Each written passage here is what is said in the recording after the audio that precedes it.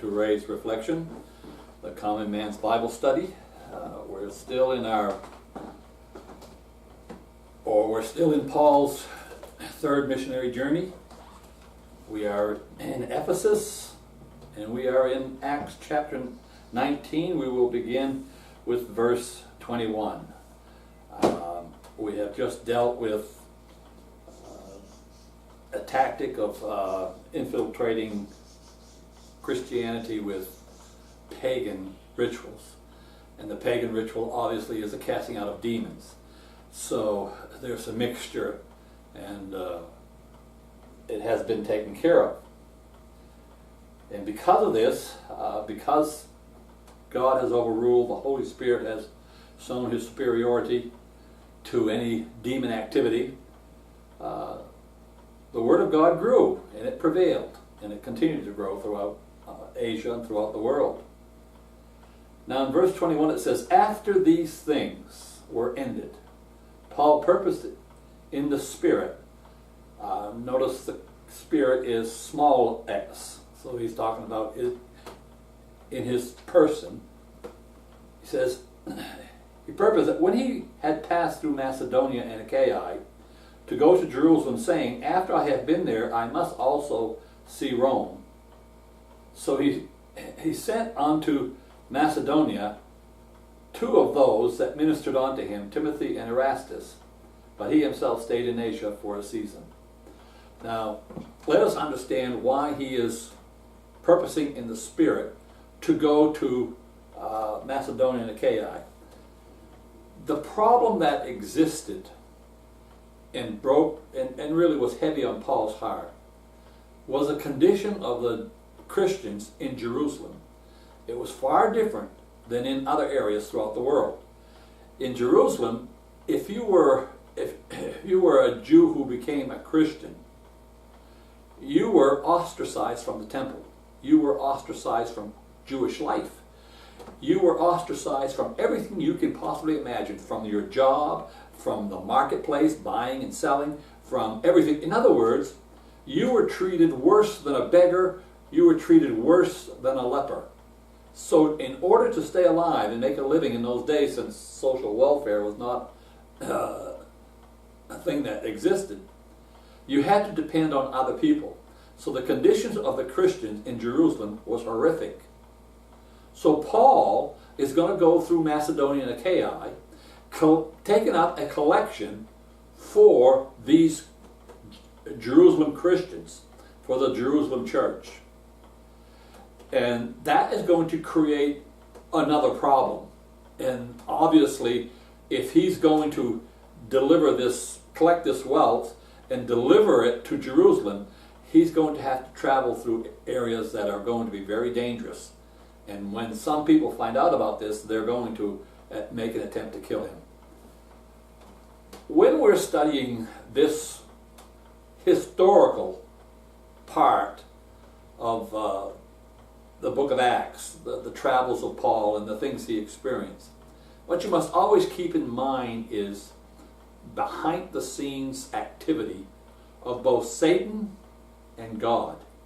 And you begin to see the effects of the gospel on mankind, whether involuntarily or voluntarily, their actions, either for the gospel or contrary to the gospel, whatever it is, there is a working behind the scenes. And if we catch this, now we understand that this is the foundation laid out for us so that 2,000 years later, the activity is not any different.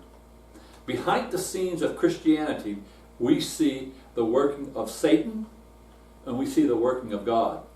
And if we keep this in mind, etc., then we will be more in tune to what is going on. So therefore, as we look at this, we begin to see that he eventually has decided that he will travel to Rome after he goes to Jerusalem and delivers this wealth, which we find, by the way, mentioned in other portions of Scripture. He intends to go to Rome. Now, that's an interesting concept, because the way in which he went to Rome was not the way he intended to go to Rome. He intended there to travel freely and I'm afraid it didn't work out that way. In other words, God overruled him, and God decided how he would go to Rome. So now we're still in Ephesus, and in verse 23 it says this: at the same time, in other words, at the same time that the exorcism issue was being dealt with, in other words, Satan trying to infiltrate the church through the exercise of exorcism, at the same time, he says, there was no small stir about that way. In other words, that way is a reference to the Christians, and they hadn't been yet pinpointed or picked out to be Christians except at Antioch. And in verse 24, we have our first problem. For a certain man named Demetrius, a silversmith, who made silver shrines of Diana. Now I have a picture of Diana here on the PowerPoint behind me, and you will see two pictures. One picture is on the left. This is the most common picture of Diana, and the most common concept of her. You'll notice the number of breasts she has, and that is to depict the concept of fertility. And we know that Diana was a god of fertility, and the priestesses of Diana, both male and female, would come down into Ephesus and commit terrible acts of fornication, etc., every night as a form of worship to Diana. And the other side, on the right side, you will see a statue, and you'll see she has arrows on her back, etc. And then you'll see a deer on the side. And this is the goddess of the outdoors. That's interesting when you put the two together. She's a great goddess of the outdoors or the wilderness, and then she's a great goddess of fertility. And so therefore you tend to see that the activities of immorality and the sexual activities that went on were not exclusively confined to the temple. This was done in the streets. This was done in the great outdoors, and therefore it was open to everyone, and consequently it became a very immoral city. And being it says here, made silver shrines to Diana, brought no small gain onto the craftsmen. This is the temple of Diana. You see how it's set up high, etc. And there were thousands of priestesses in there, and they would come down every night. And it says no small gain to the craftsmen. Now, we have to understand what this means. Now, in this period of time throughout the world, especially the Roman world, etc., there were what we call guilds. There were, if you wish, we could bring it up to the 21st century and say they were unions. And this Demetrius was like a contractor. He would get orders for these shrines, etc. Then he would contract them out to the different craftsmen to make these silver statues of the goddess Diana. And therefore it became a great economy in the city of Ephesus. And in verse 25 says, whom he called together with the workmen of like occupation and said, Sir, we know that by this craft we have our wealth. In other words, the economy of Ephesus was basically based on the making of statues for Diana. Now, in order for that to happen, Ephesus had to become the center of Diana worship. And so throughout Asia Minor, people would travel all the way to to Ephesus to get statues of Diana or to worship at the temple of Diana and participate in the fertility and this immorality worship. And obviously, like even today when people go to on tours to different tourist sites, they come back with souvenirs, with mementos of that particular activity they were involved in. You know, people go to Niagara Falls and they come back with pictures and different mementos of their little escapade to at Niagara Falls, or if they go to Paris, they come back with the little statue of the Eiffel Tower, or vice versa. Wherever you go, this is what's going on. The most common thing is wearing a T-shirt, you know. And in that period of time, there was no difference. They would take and go to Ephesus to get a statue of Diana, a silver statue of Diana, to bring home and to put in their home as something that they could worship from a distance. And therefore it became very popular, and therefore the economy of Ephesus grew because of this wealth. Now, are these statues around today? We hardly see any of them. And we understand why, because when armies moved in to conquer, well, you take silver or gold, or anything made of silver and gold would be melted down because it was something of wealth and could be exchanged, and therefore these things disappeared. But they were very, very common. Now, it is apparent that the conversion of people to Christianity was great enough in the city of Ephesus to cause a great effect on the buying and selling of these statues, to the point where the economy of Ephesus was affected in their eyes in a very negative way. And it says, moreover, we see and we, verse 26 says, we see and we hear that not only at Ephesus, but almost throughout all of Asia, this Paul has persuaded and turned away many people, saying that there are no gods which are made with hands. In other words, the Apostle Paul is preaching the gospel, and when he preaches Jesus Christ, he preaches Jesus Christ as God the Creator. And therefore, you cannot make a God. He was already in existence, etc. So therefore, and he's saying you can't make a God. Nothing that was created by man, nothing that you can see and exist is God. And he's preaching this, and he is preaching a message. And you have to understand that he's not preaching directly against Diana. He's simply, this is who God is.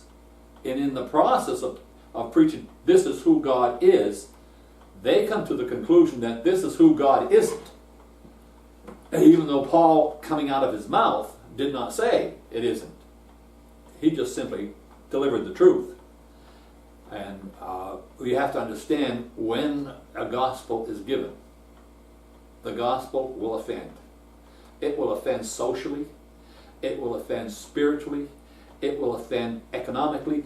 In every aspect of human life, it will offend. Because mankind is basically sinful.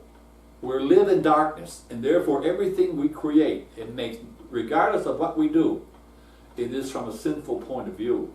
And therefore, here comes the gospel, the purity of God's message from heaven, and therefore it will offend all by itself. And here it has offended. In verse 27 it says this, so that not only this, our craft is in danger. In other words, the economy of Ephesus was in danger of going down the drain, to be set at naught, but also that the temple of the great goddess Diana should be despised, and her magnificence should be destroyed, whom all Asia and the world worship. And they were very much afraid of losing their income. They were very much afraid of losing their status in the world. And this is true today. People who are making their money through things that are contrary to the gospel, whether it is false religion, or whether it is crime, or whether it is whatever you can imagine that is negative. When the gospel comes in, it opposes that. And therefore people who make their living from those sort of things do not want to let go of it. They're afraid. It's an upheaval to them. And therefore they don't want to be involved in this sort of thing, so they stay away from the gospel. So many times people hold on to their religion, hold on to their economy, their jobs. You know, you take, it's, quote, legal to make pornographic movie. And if someone is making their living from pornographic movie, the gospel comes along, and now they fight hard to hold on to what they are doing because that's their living, and therefore they fight hard against the gospel. And so this is basically what is happening. And he's saying it's not just here in Ephesus, it's throughout all of Asia, and that's worshiping Diana. And when they heard these sayings, they were full of wrath. In other words, they were afraid of losing their money, their incomes. And they cried out, saying, "Great is Diana of the Ephesians." Now, take a look at that statement. You see the word "is," it is italicized. And therefore it's in italics. Because it is in italics, it was inserted by the translators. Remove that. It makes a little more sense if you remove it. And they were saying, "Great Diana of the Ephesians." That is what they were saying. And therefore they were trying to encourage the worship of Diana and so on. And they were basically trying to make the statement that the goddess Diana was greater than the new way that was coming in, the new way Paul was preaching, the new gospel, or as we know, Jesus Christ. It says this, "And the whole city was filled with confusion." Now, notice what anger, especially mob anger, creates. Mob anger creates confusion. And they were confused, and their confusion existed on what to do and how to behave. What are we going to do about this? It says this, "And having caught Gaius and Aristarchus, men of Macedonia, Paul's companion in travel, they rushed with one accord onto the theater." And I have a picture here of the theater, and here's the theater. This is where he brought them. That would seat probably 20 to 25,000 people. So if that whole stadium that was filled, that would be a large number of people. There are no mics, etc., but the way this is set up, etc., every single person can hear what is being said. So that when Paul would have entered in unto the people, the disciples permitted him not.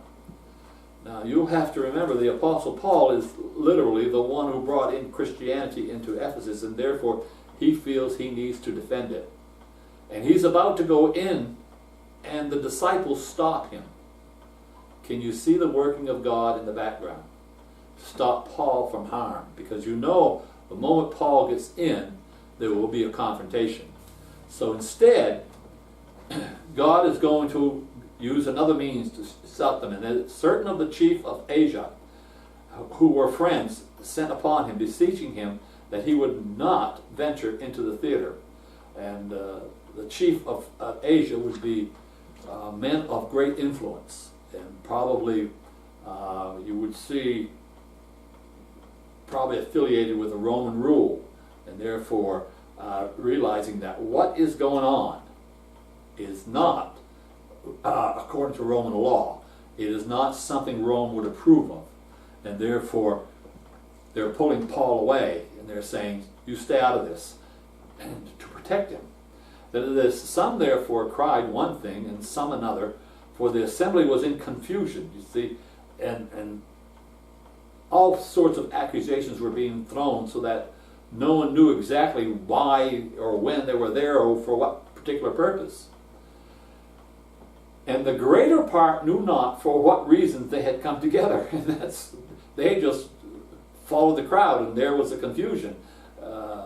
We see this oftentimes when we see riots in the streets, etc. We see a lot of spectators go there, and they watch, and oftentimes some of these spectators get caught up in what is happening, etc., without intending to. It says, "And they drew Alexander out of the multitude." Now, Alexander was a Jew, putting him forward. "And Alexander beckoned with his hands, and would have made his defense unto the people." And he would have defended himself. But when they knew that he was a Jew, all with one voice, for about the space of 2 hours, cried out. And here again, the word is in italics. "Great Diana of the Ephesians." And they did this and yelled this out for 2 hours. Well, that will show you in what sort of frenzy. And you will see now that you saw the protection of God in the background of protecting Paul, and now you see the working of Satan in the background, rousing these people up to yell anything down that could come. So therefore, for 2 hours, if they were yelling, "Great Diana of the Ephesians," for 2 hours, then obviously there is no defense being presented. There is no presentation of any kind being presented, because you couldn't be heard. So it's just mass confusion. And in today's world, they would be burning down buildings, turning over cars, burning cars, fighting with the police, throwing rocks. This is what they would be doing. But there they were in this theater, and there they were just yelling and screaming and just getting into a panic.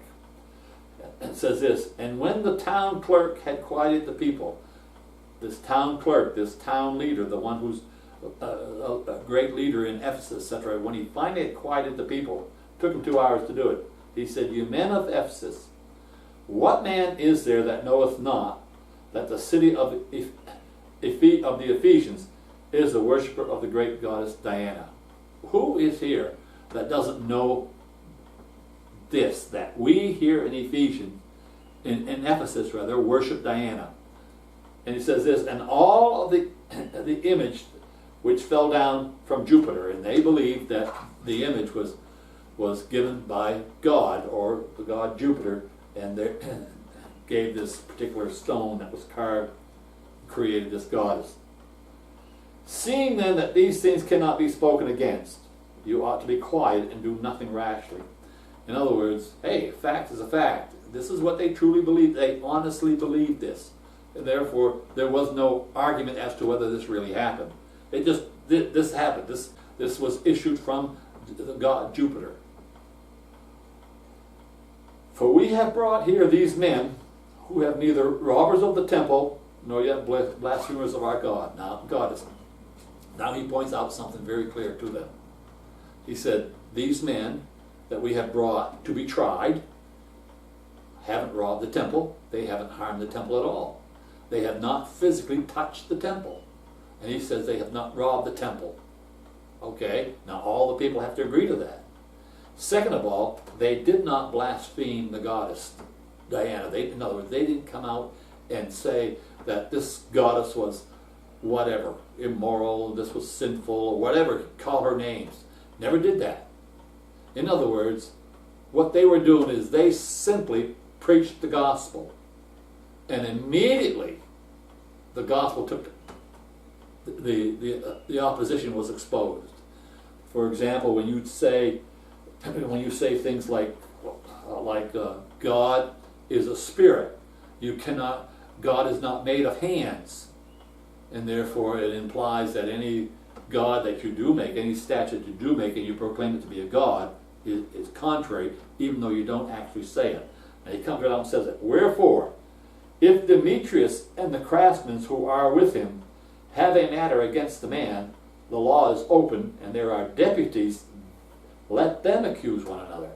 In other words, what he's saying is this: if Demetrius, who stirred up this mess, has a problem against Paul and against these men who are preaching Christianity, and who are not preaching against Diana, not coming out definitely, and they're not doing harm, they're not stealing statues and destroying them, they're not robbing the temple, if he has a problem, the law is open. The law is there for him to use, to give his account. And if they're hurting him, if they're stealing from him, if they're causing him harm, then go to the law. And what he is doing is he is basically exposing the problem that they are facing. And the problem they are facing is they are a Roman city. And they're under Roman rule. And Rome has allowed them to operate, and obviously has allowed them to worship someone other than Caesar. Now you create a mess, and you create this riot, and you create this massive confusion and unrest in the city of Ephesus, Rome is going to have to step in. And Rome has set a manner by which the order of things can be done lawfully, and you are ignoring it, and you are basically, you're on the verge of a riot here. And he's saying, use the law, because this will have to be reported to Rome, and Rome will be forced to do something about it. And therefore, if they could stop this sort of thing, they would, and he says, do it legally. So every single person in that auditorium knew what they faced. They knew that they were taking things in their own hands, and they would end up, if they went beyond what they should, if they hurt these men unlawfully, then Rome would step in, and they might lose their ranking in the Roman Empire. But if you inquire anything concerning other matters, it shall be determined in a lawful assembly. And this town clerk is trying to protect his city from being ruled, or being Rome coming in and ruling it through some sort of martial law, as we would say today. He says, for we are in danger to be called in question for this day's uproar. He says, we are on the edge. We're right there, the edge to be called for what we're doing here, and have to answer for it. There being no cause for which we may give an account of this concourse. In other words, what he's saying basically is this: there is no physical evidence that any harm was done to another person or another institution. The temple wasn't robbed, the goddess wasn't defamed or blasphemed against. Nothing was done. In other words, according to Roman law, you could bring no cause against these men that were simply preaching the gospel. And you have to understand that from the Roman point of view, in Asia, Christianity was simply an arm or a part of Judaism.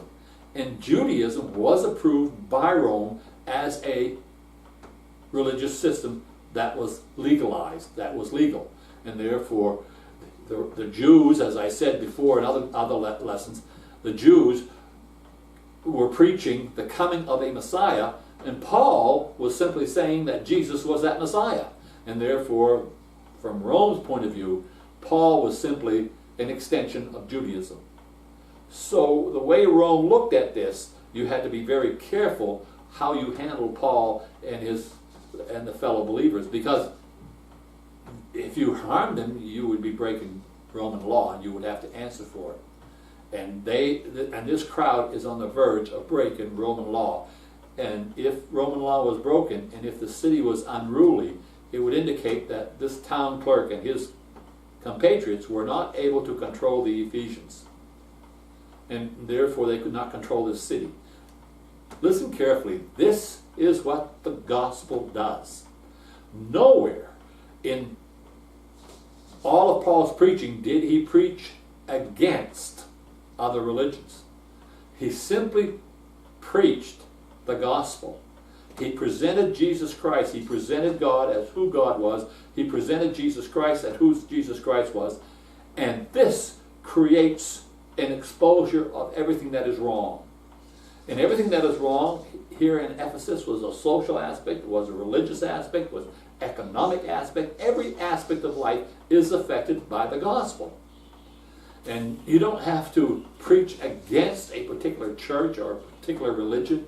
All you simply have to do is present the gospel and present it in its entirety. And it will cause its own offense. And this is what is being shown in this travel. It says this: and when he had thus spoken, he dismissed the assembly. In other words, when he was finished speaking, and these people realized they were in danger of answering to Rome for what their behavior was that day. This auditorium, this theater was emptied. It was over. And Paul was free to go, and was free to go on his way. This sort of behavior occurs today, but it's hidden. Many times it is hidden. it is hidden, and the rioting and so on and so forth is not necessarily directed at Christianity per se, but it is directed at causes. For example, when abortion was legalized, there were rioting in the streets. When homosexuality was to be legalized, there was rioting in the streets. When the religious group gets a leader in office, you have rioting in the streets. And literally, it's no different than this. It's no different than this behavior. In other words, when right is presented, whether it be a gospel or whatever the case may be, it is presented, it will always oppose that which is against the gospel or against truth. And therefore, that will not be taken easy or lightly by the enemies of the gospel. And this is what is being shown here. And the thing is, many times there's a lack of reason. There's an appearance of confusion. And even today, we look at the rioters that are rioting in the streets, and they're political rioters. And oftentimes, if you ask the rioters why they're rioting or what the cause is, the answer is extremely confusing, and sometimes they don't have an issue, they're just riled up. And what this is the working of Satan in the background. And Christianity is being attacked, but it's not necessarily being attacked, a frontal attack. It's being attacked on various issues that are contrary to what Christianity would teach. So we're going to continue next time with Paul's travel. So until next time, I wish you Godspeed from on Victory's side. We'll see you next week.